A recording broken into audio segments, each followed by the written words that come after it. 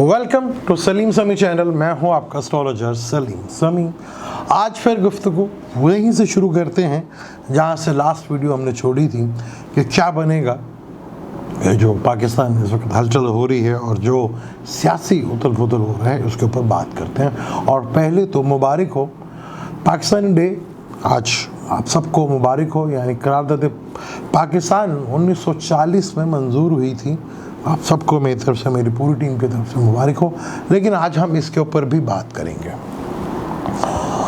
Planetary conditions की बात कर लेते हैं। मून जो है वो स्कॉर्पियो में आ चुका है। Confusion, tension, depressions. मरकरी जो है वो कंबस्ट है। मरकरी का ताल्लुक कम्युनिकेशन से होता है। और मार्स सेक्टन का वही स्टक, फंसे रहना, समझ कुछ ना आना। लेकिन इस टाइम पे जो प्रॉमिस होते हैं वो कभी पूरे नहीं होते। जो वादे किए जाते हैं वो आज तक कभी पूरे मैंने तो नहीं देखे। आगे बात करते हैं। आगे कंडीशंस ये है, मरकरी भी नीच के घर में जा रहा है और जवाल के घर में मरकरी का ताल्लुक भरपूर कम्युनिकेशन से रिलेटेड होता है। क्योंकि फलक का तीसरा घर जमनाय का घर होता है जो कम्युनिकेशंस का होता है। और 24 को जुपिटर भी तुलू हो जाएगा, यानी कि कल जो है जुपिटर भी जो है तुलू होने जा रहा है।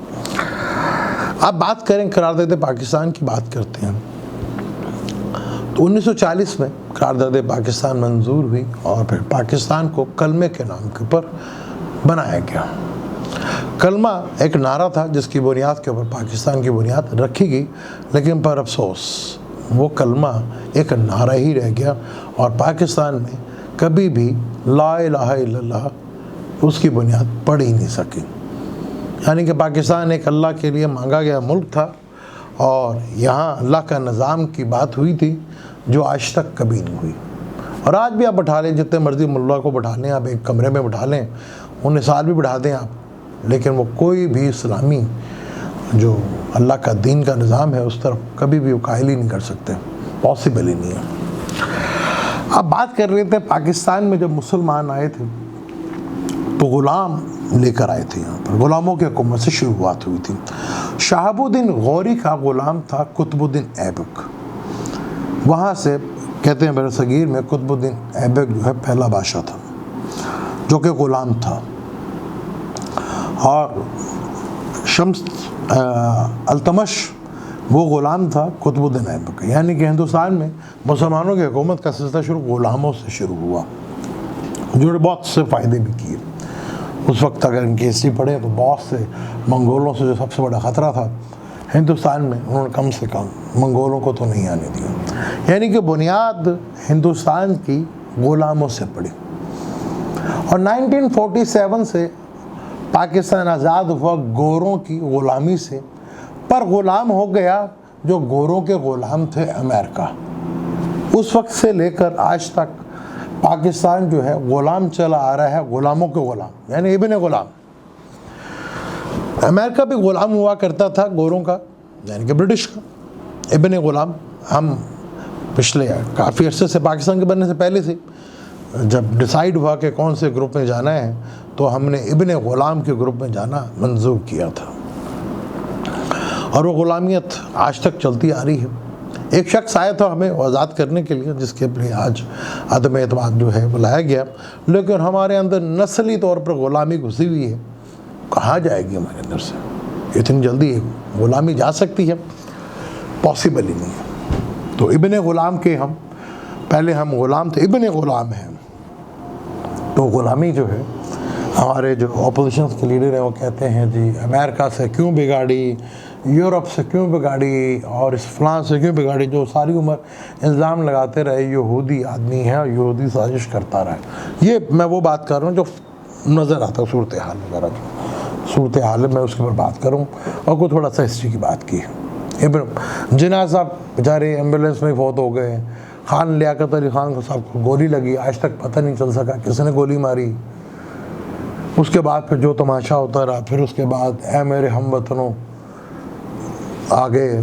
उसके बाद वो 11-12 साल बैठे रहे। फिर मुख्तलिफ़ लोगों के ऊपर बांग्लादेश हाथ से निकल गया। आज तक ये साबित नहीं कर सके कि बांग्लादेश तोड़ा किसने, हमारी गलतियाँ थी या किसकी गलतियाँ थी। ग़ुलामी से निकलना बड़ा मुश्किल है हमारा। मैं एक बड़ा एक टॉपिक होता है जिसमें मैं कहता हूँ कि आने वाला टाइम जो है मुसलमानों के लिए बड़ा मुश्किल टाइम है। उसकी एक लॉजिक भी है, वजह भी है। सबसे ज़्यादा जुल्म जो है इस वक्त पीक के ऊपर जो हो रहा है वो हिंदुस्तान के मुसलमानों पे हो रहा है। उसका भी एक वजह है, 1000 साल वहाँ पे रहे हैं हिंदू के साथ मुसलमान, लेकिन वो ये साबित ही नहीं कर सके कि इस्लाम एक अच्छा दीन है। वो साबित ही नहीं कर सके। बाद उसकी सज़ा मिल रही है उधर, वहाँ पे ठीक ठाक नंबर 1 पे वो होंगे, और नंबर 2 पे ये पाकिस्तान होगा जो अल्लाह के अज़ाब पर शदीद, जैसे वो इंडियन वाले अज़ाब पे आएंगे, पाकिस्तानी भी शदीद अज़ाब पे आएंगे। क्योंकि कलमे के नाम पे मांगा था ना मुल्क, वो तो आज तक नहीं हो सका। पाकिस्तान नहीं, बल्कि मैंने भी याद है कि जब हम बात करें एंड ऑफ 80s की, या उससे छोटे थे हम, तो मैंने यहाँ पे देखा था कि यहाँ पे रिश्वत लेने वाले को बहुत बुरा समझा जाता था। अंडर द टेबल रिश्वत चला करती थी, और खुदा न खास्ता कोई पकड़ा गया तो उसको पूरे माशरे में ज़लील और ख्वार जो है समझा जाता था, यानी कि ये गंदा आदमी है, ये माशरे में इसका कोई इज़्ज़त मुकाम नहीं। लेकिन वक्त बदला, अब वही रिश्वत टेबल के ऊपर रहने जानी शुरू लगी, और जो रोकता है, जो ये काम नहीं करता, उसे कहते हैं ये तो पागल है, ये सोसाइटी का हिस्सा नहीं है, तो सोसाइटी से बाहर लोग हैं। ये करैक्टर जो था वो हमारा बदला। पहले अंडर द टेबल होता था, उसको हम ज़लील समझते थे, आज ऊपर द टेबल होता है, आज हम उसको इज़्ज़तदार समझते हैं, और जो ईमानदार है बेचारा उसको हम जो है ऐसे ही समझते हैं। अब आगे क्या होना जाएगा, अक्सर मुझसे वो कहते हैं कि जी आप एस्ट्रोलॉजी मत झाड़ा करें, हमें नहीं आते। भैया अगर मेरा तो चैनल जो है एस्ट्रोलॉजी क्या आपके समझ में नहीं आती, तो आप किसी और चैनल पे चले जाएं जहां आपको समझ आती है। उन्हें आपने तो कसम खाई है ना किसी चीज़ को समझना नहीं है, चाहे वो एस्ट्रोलॉजी हो या कोई भी, इवन कि आपने तो कभी दीन को समझने की कोशिश नहीं की, उसके लिए भी हमने ठेकेदार रखे हुए हैं। हालाँकि हमें इस काबिल तो होना चाहिए कि हम अपनों का नमाज जनाजा तो खुद पढ़ सकें, हम तो इस काबिल भी नहीं हैं, हमने उसके लिए भी रखे हुए मुलाजिम। अब आगे जो प्लैनेटरी कंडीशंस है वो वही है। मरकरी जो है कम्बस्ट है, मरकरी जो है नीच का भी होने जा रहा है, जुपिटर तुलू होने जा रहा है, जिसको डिवाइन हेल्प कहा जाता है। जुपिटर तुलू होने जा रहा है और डिवाइन हेल्प का मालिक है। खान साहब का चार्ट देखें तो जुपिटर जो है पाइसिस में बैठा हुआ, नज़र तो एरीज का आता है लेकिन रेट्रोग्रेड पाइसिस का बैठा हुआ है। तो यहाँ अभी भी वो एक्वेरियस का बैठा हुआ, जहाँ पे एसेंडेंट को देख रहा है खान साहब के, वो तुलू होने वाला कल 24 तारीख को। मरकरी वैसे ही है, कम्युनिकेशंस का ताल्लुक है, मीडिया से ताल्लुक है, यानी भरपूर लेवल के पर जो है वो फेक न्यूज़ अफवाहें बहुत होगा। लेकिन अक्सर जो कहा जाता है ना, जो कहते हैं वो होता नहीं है, क्योंकि झूठी खबरें बहुत ज़्यादा होती हैं। फिर मार्च सैटर्न का शक, इस पर कोई प्रॉमिस मैंने तो आज तक पूरा होता नहीं देखा। जो प्रॉमिस किए जा रहे हैं दूसरे के साथ, वो बड़ा पछताएंगे। जाना तो ठहर गया है, पर किसका, ये बड़ा इम्पोर्टेंट है। मैं आज भी अपनी बात के ऊपर कायम हूँ, मैं अपनी बात से ज़रा सा भी नहीं हिला। जुपिटर जो है हिलने वाला है, और कहा जा रहा है कि जब ये इजलास होगा, जहाँ पे जब गिनती शुरू होगी, तो सेम डिग्री वाइज तो फर्क शुरू होगा। सैटर्न और मार्स का कंजक्शंस होगा 3 या 4 तारीख को। 27 डिग्री के ऊपर वो होगा मार्स, और 28 डिग्री के ऊपर वो होगा, यानी सेम डिग्री वाइज कंजक्शंस होगा। और मार्स भी धनुष्टा नक्षत्र पे आ जाएगा, जो मार्स का ही नक्षत्र है। तभी मार्स को कैप्रिकॉर्न में एग्जॉल्ट मिलता है, क्योंकि यहाँ पर धनुष्टा नक्षत्र मार्स का अपना ही नक्षत्र है, जो सैटर्न का भी नक्षत्र है। यहाँ पर सेम डिग्री वाइज होगा। अब सेम डिग्री वाइज से कंजक्शन बड़ा ही इंटरेस्टिंग होता चला जाएगा। यहाँ कप्तान यानी कि मोरिक को प्रोटेक्टर भी कहते हैं, कि प्रोटेक्शंस करता है। अगर आप कभी गैलेक्सीज को पढ़ने की कोशिश करेंगे, मार्स जो है प्रोटेक्टर का नाम इसलिए दिया गया, ऊपर से जो भी चीज़ें आती हैं उसको वो रोकता है। तो मार्स का ताल्लुक जो है प्रोटेक्टर से होता है। और खान साहब का बर्थ चार्ट में जो है वो 3rd हाउस का बैठा, जहाँ वो बहुत स्ट्रॉन्ग माना जाता है। और चौथी नज़र जो कि छठा घर सर्विस का होता है उसको देखता है, और 8वीं नज़र उसके कैरियर के घर के ऊपर है बाय बर्थ चार्ट में। और आज मार्स जो है उधर ही बैठा हुआ ये कह लें कि कैप्रिकॉर्न में, और 10वां घर जो है 10वें से 10वां घर जो होता है वो नौकरी का घर होता है। मार्स चौथी नज़र वहाँ से देख रहा है, और मार्स जो है 7वीं नज़र से देख रहा है, और मून भी उधर ही होगा। जब ये होगा तो मून भी उधर ही होगा, तो वो भी अपने घर को देखेगा। जुपिटर भी तुलू हो चुका होगा, और मरकरी जो है वो नीच का होगा। वीनस भी उधर ही बैठा होगा। शम्स जो पाइसिस में होगा। ये कंडीशंस है, आपको नहीं समझ में आएगा। लास्ट मोमेंट तक कोई ये प्रेडिक्ट नहीं कर पाएगा कि क्या होगा। मैंने जब ये मार्च सैटर्न की शुरू हुई थी उसी दिन कह दिया था कि बड़े अनप्रेडिक्टेबल हालात होंगे, आपको खुद समझ में नहीं आएगी। अब तो बेशक जो मेरे पास क्लाइंट आते वक्त से कहते हैं कि जी हम जिसको काम के पीछे सोचते हैं होता ही नहीं है। ये चीज़ मैंने कहा था कि इतना मुश्किल ये टाइम होता है जिसमें बड़ा ही मुश्किल हो जाता है चीज़ों को प्रेडिक्ट करना, सूरत हाल को देखना। खबरें तो ये भी मिल रही हैं कि इसाक डार साहब को बजट बनाने की जो है वो पेशकश कर दी गई है, ये भी खबरें चल रही हैं। अब हमारी ऑपोजिशंस तो 3.5 सालों में कुछ भी नहीं बिगाड़ सकी। मैंने आपको बताया ना कि हमारे यहाँ जो पॉलिटिशियंस पहले चलती आ रही थी वो सहारों के ऊपर चलती थी। हुकूमत में आना है तब किसी सहारे की ज़रूरत, हुकूमत में उतार रहे हैं तब किसी सहारे की ज़रूरत। बगैर सहारे के पॉसिबल नहीं है। पर जाना ठहर गया है, पर किसका ये बाद में बात करेंगे। जाना ठहर गया ये कंफर्म है। खान साहब की प्लानिंग कंडीशन मैंने बता चुका हूँ। अपनी बात के ऊपर मैं आज भी कायम हूँ। आप आखिरी मोमेंट्स के ऊपर चीज़ों को प्रिडिक्ट नहीं कर सकते। 25 को महल ये शुरू होगा, 27 को बनिए खान साहब का जलसा है, 28 को फिर ये जलासा आएगा, और शायद कहीं 6-7 के करीब ना चले। सेम डिग्री वाइज 5 तारीख को महल 4 से शुरू हो जाएगा, सेम डिग्री वाइज से कंजक्शंस होगा, बड़ा कमाल का होगा, जो बड़ा ही अनप्रिडिक्टेबल होता है।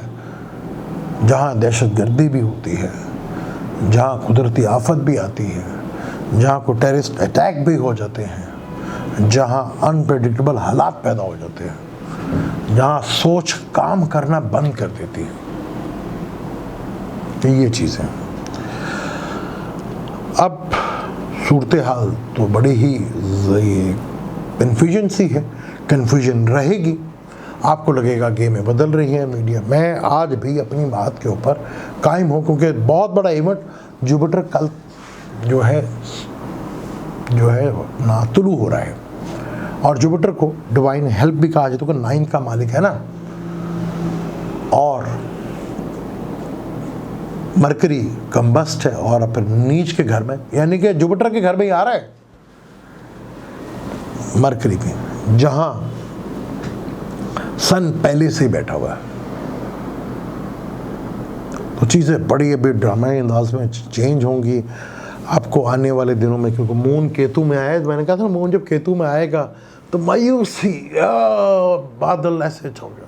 मैंने तो कई एंकर्स को भी देखा, बड़े गौर से देखा, वो भी बेचारे मायूस, जो फेवर कर रहे थे और जो ऑपोजिशंस के थे वो उनके लिए बड़ा स्ट्रॉन्ग ये हो जाएगा, लेकिन वो भी कन्फ्यूजन के शिकार है, समझ उनको भी नहीं आ रही।